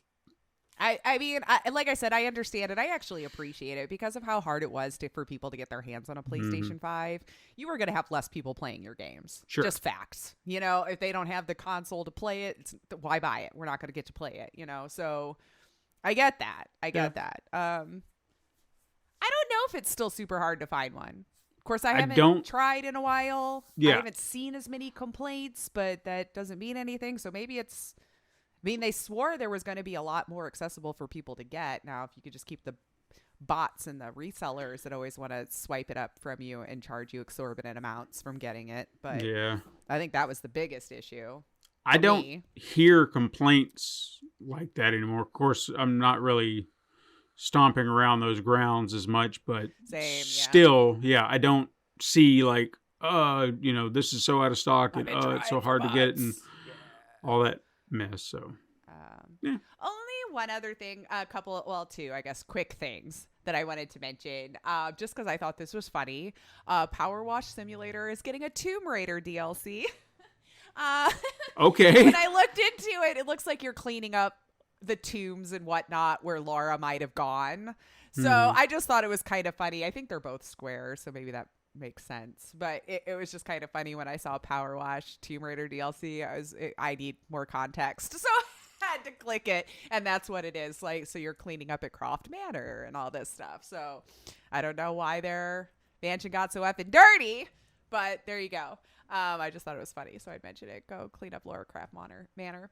And my last thing, Inkulunati, which I'm hoping people remember me talking about during the Steam's Games Fest, that I just fell in love with and adored and had been waiting for a release date. January 31st, y'all. It's right around the corner, and it's coming to Game Pass, and then you can buy it elsewhere, and I'm excited, and I can't wait, because it was such a cute, fun strategy game. Unique, the graphics, the art style, chef's kiss. So January 31st, y'all, look out for it. I think you'd like it. And it's a nice indie team. So support. I love it. But that's it. So I think we can wrap her up there for the weekend news with what I felt like chatting with you about. Oh, cool. Are you ready? Pretty good. I got it all in like 26 minutes there. I'm happy. Proud of myself. So you ready for story time? Because I am. I've held on to this. I've had this story ready to go for even weeks before we ended, and things kept happening, and I didn't want to spoil it. Game on something, right? Yeah, I wanted to make sure that I wasn't rushing through it, and you know, things just change, and this is the first time, but it's good. At least I had something prepared for when the year started. I wasn't just like, I had nothing. Less thing to stress about, right? Yeah. So, at least this week you'd be cool. I was ready. So, let's get started. So, late last year, and I changed that because it was weeks. Later this year. Yeah. No. But late last year, I don't know if anyone remembers or not, but we brought up a story that the marketing team promoting Call of Duty Modern Warfare, or whatever the fuck number they're on now. Which version it was, yeah. Had approached. I think it was 2, but yeah. Yeah, they had approached video game journalist Laura Kate Dale with the opportunity to consensually plagiarize a pre-written review crafted by the game's marketing team. And if you've never heard of such brazen tactics in the gaming industry, well then buckle up, siblings, because I'm about to take you on a ride back to the past to one of the boldest tactics to ever grace video game journalism. Oh, I'm excited. All right. If we go back to the late 90s, PlayStation is firmly establishing its reign on the video game market. The PS1, as we now call it, was breaking records, making Nintendo rethink their strategy and convincing Sega to just say, fuck it. We're calling it quits. And to make such an impact, you have to have some of the best games on the market, giving players things they hadn't yet seen to lure them in. Now, one such game released in June of 1999, developed by Reflections Interactive. One critic said of this game, it was, quote, a movie buff's dream, but still great even if you aren't, end quote. Another said, quote, one of the best driving games ever. And that, quote, nothing comes close to the comprehensive, deep, and thoroughly pleasurable experience that's embedded deep in the heart of this game. Mm-hmm. Some bold words, especially at the time. And while the game's review score wasn't perfect, it was one of the few that had relatively high marks across the board. That said, it was criticized for its opening tutorial and final mission being extremely difficult. This game was called Driver. Do you remember this game? I mean, maybe. Okay. It's such a generic name. I'd have to look at box art or something to trigger my memory. I'd say the box art would probably trigger it. Now, inspired by movie car chases, Driver sees players driving around four real-life cities: Miami, San Francisco, Los Angeles, and New York. All different parts of the world. Except for San Francisco and Los Angeles. They're pretty close. But you get what I'm saying. Mm-hmm. Corners. They should have used Seattle. What were they thinking? Could have had every corner. You use a variety of vehicles, and the plot focuses on the work of an undercover police officer, John Tanner, who infiltrates a criminal outfit to investigate their operations, only to discover a plot by their boss to assassinate the President of the United States. It is a damn shame I missed out on this game because it sounds like fun. Right. The game was a massive success and sold over 1 million units in 2 months after it was released. And that's pretty good, especially back then. Right. So what do you do in this situation? The correct answer would be to rejoice in your success, observe reviews, see what you can do to improve on the game that you made, because there were critics. Sure. And then you take your time and you craft a proper sequel. That's what you do. Yeah. But the big I would imagine that seems logical. Yeah, but the big studio answer is to put out another sequel as fast as you can because money. Right, sure, yeah. Okay, so Reflections Interactive went to work on a sequel expanding on the ideas of the first game, using 4 new cities to drive around in, new vehicles to choose from, and even the ability to exit your car this time. You weren't allowed out of your car? You were just a car. Driver, I guess. And that was a feature that was kind of rare at the time. You were either in a driving section or not. And that was that. So while these features mix things up, as it were, it was just kind of like, okay, same game, but different cars, different cities, and now you can get out of the car.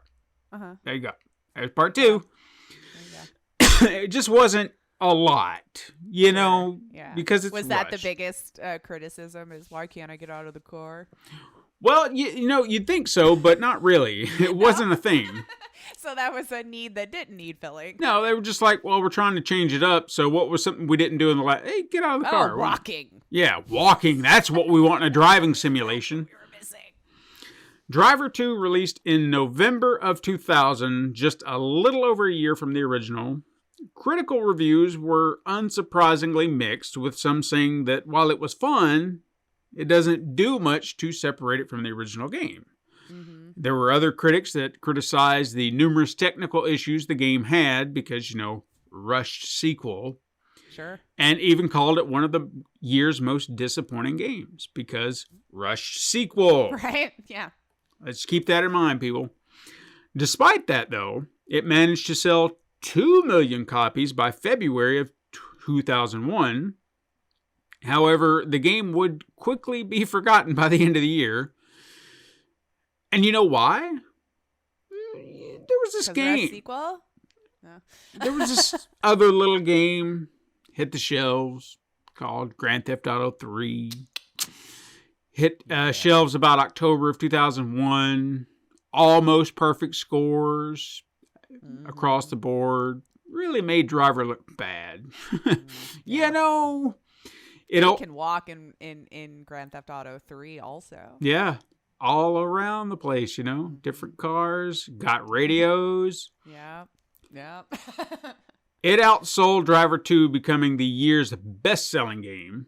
Think about what I said, 2 million copies for Driver 2. Right, in 2 months, right? This outsold it. Wow, right. In the year. In the year 2000. Well, this didn't set well with Driver's publisher, Atari. Oh, sure. Once again, what they did, the plan was, you're going to do this again, but better. You know, like that other game that just came out. Right. So you're going to do 2 to 3. You're going to do that, and then we're going to have this other game that's a 3, and it's going to be like that, but better. Because they just one-upped us with our own game, so we have to do it better. That's how innovation works, people. And compete. Let's go. You'd think, and they could have pulled it off too, had they been given a wider time frame. But Atari can't wait forever. They need money now. Mm-hmm. Now, Reflections Interactive went to work to expand on their previous titles and even took cues from the success of GTA 3, because that's what you do. Mm-hmm. The third entry was looking to be a mixture of open-world gameplay through driving and on-foot traversal. The game would take place in 3 new locales: Miami, Florida, obviously, Nice, France, but I feel like that just doesn't sound right, does it? Should it be Nice, France? I was going to say probably it just Nice reads or something like that would be how it's pronounced in French, but I'm not sure. I don't speak French. I don't know. I barely speak. So I apologize. And then finally, this you is... better not say you barely speak English, since y'all correct me online. I was going to say Japanese, but it's fine. And finally, the place we've all been wanting to drive around in, Istanbul, Turkey. Mm-hmm. Now, furthermore, the game would feature a free roam mode that would allow players to explore and look for secrets, such as hostile NPCs that look very much like Tommy Vercetti from Grand Theft Auto Vice City, which was a game that had been released during this game's production. That did not discourage the team, though. They were going to make their game better. Mm-hmm. This only reinforced their desire to make the best sequel possible, which is evident in the meticulous detail in the rendered cities. But I'm getting ahead of myself. To make this game be the best that it could be, the team needed more time. They knew this, but Atari didn't have time to give. They just did not have the time to give them.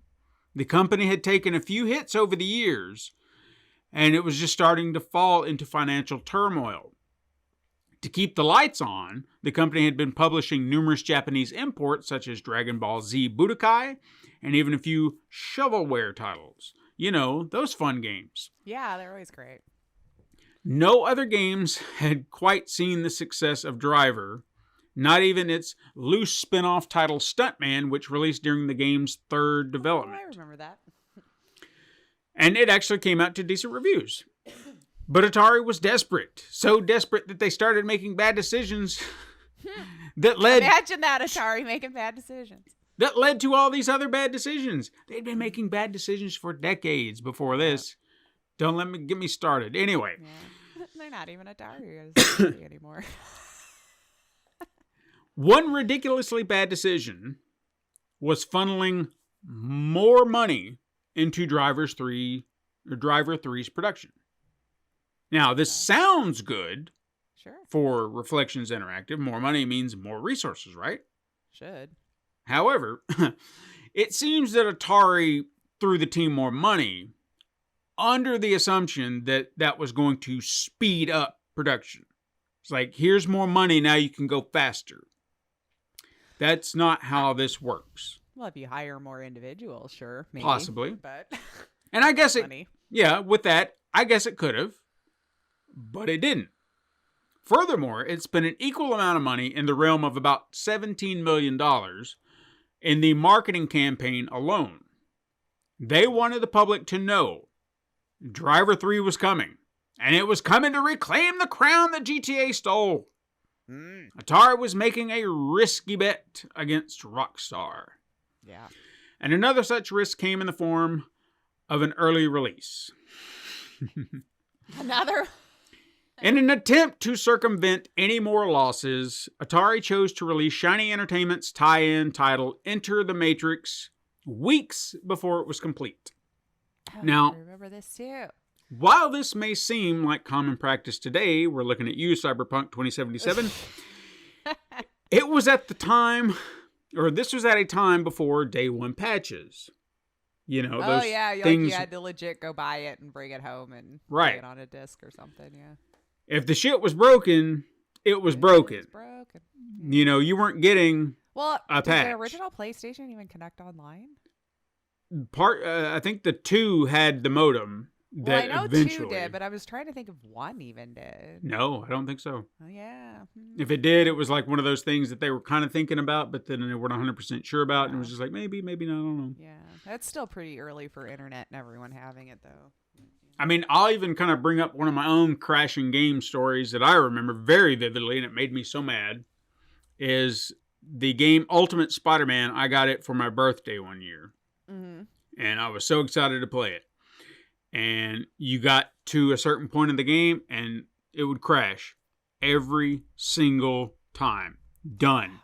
It was done. Frozen, locked, done. I even beat the game at some point. I don't know how I got past that point. I don't know what I did that got me through it, but for the longest time, it would always break at that point, and I was like, if this is broken. I even returned it to the store thinking that maybe I just had a bad disc. Working. Yeah. But it was the game, because it happened the same Disc or a different disc. Yeah, so it really made me upset with that game, even though I did beat it eventually, but still don't know how I did it. Yeah. Now, in 2003, Atari's move to release Enter the Matrix early to coincide with the release of The Matrix Reloaded did pay off. The game sold 1 million copies in the first week and over 2.5 million by the next month, making it the company's fastest selling title ever. With sales like that, one would assume that it was a critical success. Sure. Yeah. Far from it. Many game critics quickly noted how unfinished the game was and received a mixture of average to poor ratings. But a few were a bit more positive than others, even stating that it had been given a few more months of development, the game would have been fantastic. It would have been perfect. Yeah. If they could have just waited, it would have just been perfect. And they could have waited, if you think about it, because there was another Matrix movie coming out in November of that same year. And if they'd have just given them the time and then released the game in the middle...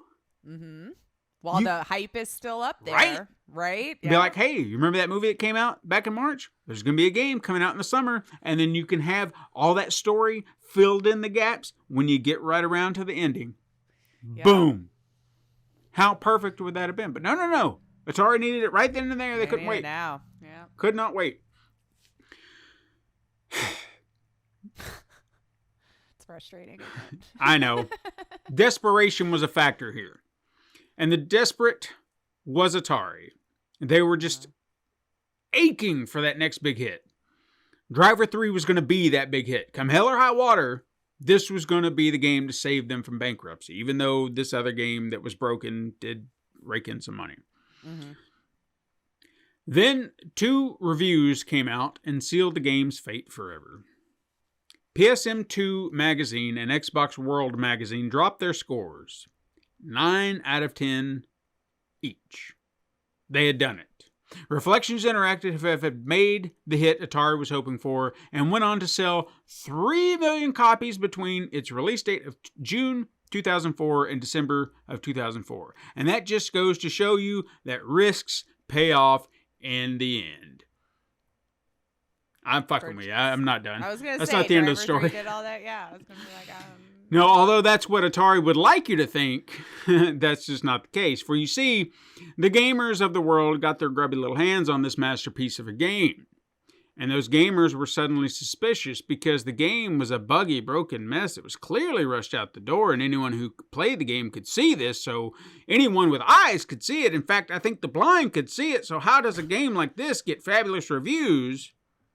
Right. It just doesn't add up because I guess, I can give you one guess, and if you don't say money... Yeah. Then... all this money they didn't have, but I could tell you where they found money to spend it on. Mm-hmm. So, if you figured it out, it's not that hard. In this case, it was a trade. A trade that amounted to the value of money.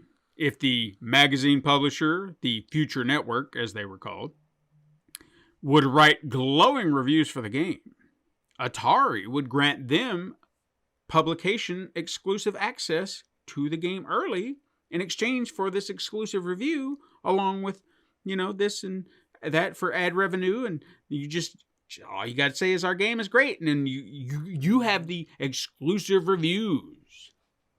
You're going to be where everyone's going to click Mm-hmm. for a review because you had it first. Yep. All this for just a little bit of ad revenue. Wink, wink, no. We rub each other's backs, Yep. Of course, when the news broke, wouldn't you know it, Future Network denied any wrongdoing.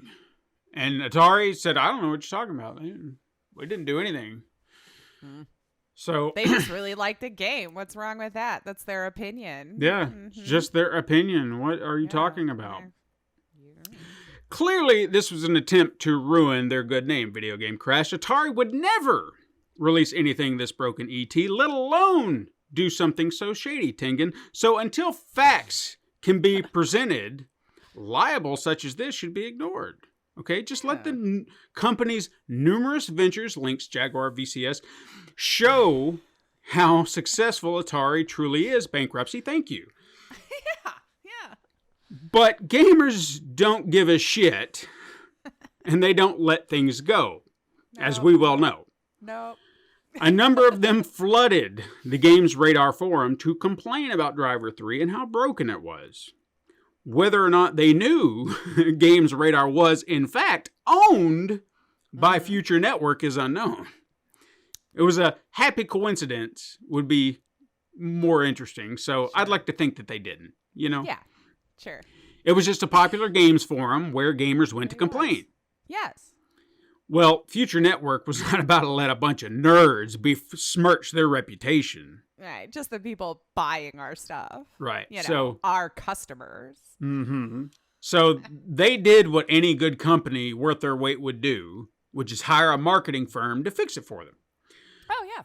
Said marketing firm, Babel Media, go figure, decided that their best tactic here, was to infiltrate the Games Radar forum and talk the game up. Make the gamers think that they're crazy.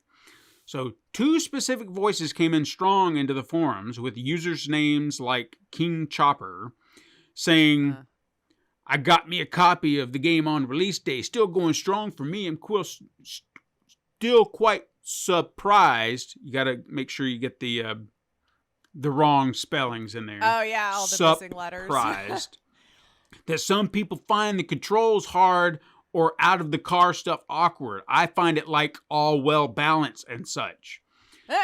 The other trying to talk like the gamers. Is Yeah. That what it is? The other username, Billy Wiggs, drew more attention to themselves, saying things like, think you are being a bit harsh? Deserves more of 5-10 surely. I have to reply to your completely negative review. What type of gamer are you really? 'Cause I think some of your comments are unfounded. And this is only a sliver of their whole tirade. Sure. Soon, Just calling them all idiots. yeah, pretty much. Soon, forum users began using research and tracking little details that just seemed a little odd because these 2 very vocal proponents were just suspicious, and they're not stupid. And people quickly learned that their accounts were only speaking about Driver 3. Had no other accounts talking about any other game, just Driver 3. Oh, yeah, you gotta be... They don't know how sleuthy those internet folks are, do they? And then those same clever little internet nerds, as I like to call them, trace their IP addresses back to Babel. Yes, they did. Oh, shit. So soon, the accusations began flying, and then, of course, denials followed suit. Eventually, the two crack like an egg because gamers have a knack for finding weak spots and exploiting them. Mm-hmm. Mm-hmm. Wonder where they learned such things. I don't know. It couldn't be a reflexive, Yeah. reaction. Like this isn't our first word. Like the meme, your first time. Mm-hmm. So, King Chopper and Billy Wiggs admitted to being employees of Babel Media, but denied being part of the marketing scheme. And I work there, but I still liked it. I'm Yeah. allowed to game, right? no one believed that bullshit, so eventually the two of them just disappeared. Realizing that they were between a rock and a hard place with no clear way of getting out of this mess unscathed, the Future Network did what any respectable business does. They burned that shit to the ground. Yeah. Suddenly, forum posts began disappearing with over 60 threads and hundreds of replies gone in a blink of an eye. Any subsequent threads that began after the fact discussing anything regarding Driver 3 or the fake reviews were promptly deleted. It was clear that Future Network, Babel Media, and Atari wanted to make this thing vanish out of existence, as if it never happened ever, ever, ever. But everyone knows that what posts on the internet stays on the internet. True. Luckily, that was probably right as they were starting to learn about the internet being permanent, basically.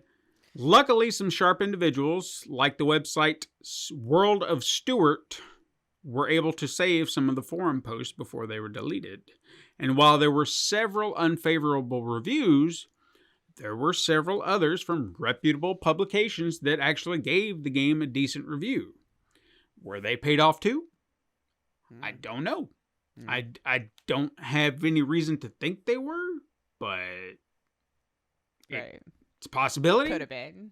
Unfortunately, since we know that's a tactic you will deploy. Mm-hmm. I mean, we may never know for sure. However, one thing is for sure. Atari continued its streak of firsts in the gaming industry by creating the first big scandal, forever dubbed Drivergate. Drivergate. I love that we do anything gate. That's what it was. Frickin' Nixon, if he only knew. Mm-hmm. That was just going to be the baseline for all conspiracies. Interesting. I mean, I had to deep down know that this had been a tactic that's probably been used for quite some time. Oh, yeah. And then, of course, as we grew with technology to become more suspicious and know the right ways to investigate. To even attempt it now, I mean, back then, like you said. Well, I mean, you just said they just attempted it a few months back with Modern Warfare, so we know people are still trying it. That's the part that drives me up the wall. It's like, you saw what happened to Atari. Yeah, over and over again. And I love that never once did it cross their mind to just fix the game. Yeah, that would have been the thing to do. Instead of siphoning money into all of these people to lie about it, Mm-hmm. you could have just fixed it. Could or have waited, or all of the things you said. It's just so funny to me how hard they all struggle bus to look for answers instead of just doing the right thing in the first place. But hey, this game would have came out today and it would have just got patched at some point and still would have been broken. Sure, but we still would have been mad because I'm still a little upset at the whole idea of you knowing you're just going to patch it on day one, so I'm not buying a full game. Like, that bothers me. Yeah. But what can you do? That's how it is now. And anyway, all right. Well, that's our show. Mm-hmm. That's our show. You can hit us up sometime on Twitter. Don't let our earlier conversation scare you. We'll still see your tweets, guys. We'll still check. You can hit us up sometime on Twitter at Super Mega Crash, or you can go to Instagram to view the weekly icon art Steven puts his time and love into. I hope you guys all saw the We're Returning icon. It was so cute. I put that together. It was I don't know. I just had an artistic moment where I was like, I want to do this. I want to create this little graphic, and it took me a while to get it the way I wanted it, and I like how it came out. It was so cute, just us looking on the palace. Like, we'll be back soon. Guys. Hey, the shadows and shit are not easy, by the way. I bet not. No. Anything with lighting, I'm like, ugh. But you can also send an email to supermegacrash@gmail.com. And you can also support the show by liking and leaving reviews on your preferred podcast app, and even by going to patreon.com/pencil and paper productions. And if you want more, go to youtube.com/pencil and paper productions. I can say words, pencil and paper productions, for more than just the pod. And since we're getting good at Discord, you heard us talking about it. We're having fun. You can help make us great by coming on over. Links are in the description down below. And thank you so much for listening. Happy New Year. I'm Lacey Finley. And I'm Stephen White. And you can join us again next time, Super Mega Crash siblings. But until then, game on.